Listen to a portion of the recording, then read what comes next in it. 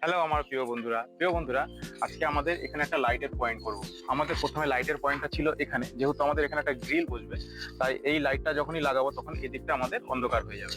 তাই আমরা এখানটা সিলিং কেটে একটা লাইটের পয়েন্ট করেছি এবং এই পাইপটাকে আমরা এখন ফিটিং করব। আর আমার যারা বিগিনার ভাই এবং বন্ধুরা আছো, তোমরাও যদি এরকম কোথাও করেছো তখন তোমরা কিন্তু এইভাবে কাজটা করতে পারবা। আর আমার যারা এক্সপার্ট ভাই এবং বন্ধুরা আছে যারা এই বিষয়ে পারদর্শী, এই লাইনকে অবশ্যই কমেন্টে জানি যে আমরা এই কাজটা এইভাবে করেছি, এবং তোমরাও যদি করে থাকো তাহলে কিন্তু তোমরা এইভাবে কমেন্টে জানিও। আর আমাদের এই কাজটা ঠিক আছে নাকি সেটাও তোমরা কমেন্টে জানিও।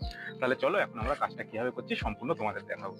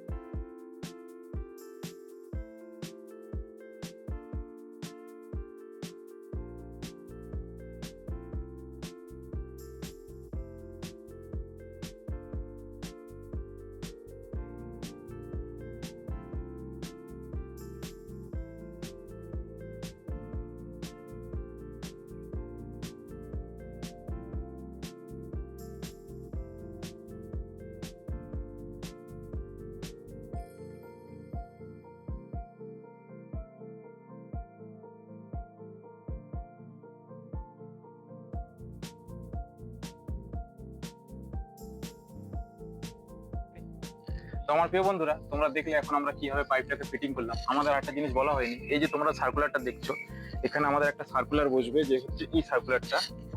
আর এইটার ব্যাক সাইডে আমরা দেখো কাটিং করে রেখেছি, এটা আমাদের ফ্রন্ট সাইড। এখান থেকে আমাদের ড্রিল করবো একটা, যেটা আমাদের ওই পাশে যাবে। ওই পাশে আমাদের একটা বোর্ড আছে, সেই বোর্ডের থেকে আমাদের লাইনটা এখানে আসবে। এখানে সার্কুলারটা দিয়ে তারপর আমাদের কলিং বেলের লাইন, আর এখান থেকে আমাদের লাইটের লাইন। আমাদের এখানে যে দেখছো যে দরজাটা এরকম খুলছে, তা আমাদের লাইটটা ছিল যেহেতু এখানটা, তা আমাদের লাইটটা জ্বালালে তখন কিন্তু এদিকটা পুরো অন্ধকার হয়ে যেত। তাই আমরা এটাকে কাটিং করে নিয়ে এসে আমরা এখানে করেছি। দেখো, কোনো যদি লাইটও লাগাই তাহলে কিন্তু আমাদের এখানে লাগবে না, ঠিক এই জায়গাটায় আমাদের লাইটটা লাগবে, তাহলে আমাদের এই পুরো গলিটা আমাদের আলো হবে। তা সেম আমরা সামনেও করেছি। আমার বন্ধুরা, যেহেতু আমাদের এখানে এখনো ড্রিলটা করা হয়নি, তাই আমরা আপাতত পাইপটাকে এইভাবে রেখে দিলাম। নেক্সট দিন এসে আমরা আগে ড্রিল করে নিয়ে তারপর এটাকে ফিটিংস করবো। তো প্রিয় বন্ধুরা, তোমাদের কাছে এই ভিডিওটা কেমন লেগেছে অতি অবশ্যই কমেন্টে জানিও। ভালো লাগলে প্লিজ প্লিজ একটা লাইক করো, এবং আমার চ্যানেল নতুন হয়ে থাকলে প্লিজ আমার চ্যানেলটাকে সাবস্ক্রাইব করো। তো প্রিয় বন্ধুরা, তোমাদের সঙ্গে দেখা হচ্ছে আবার নেক্সট ভিডিওতে। ততক্ষণের জন্য টাটা।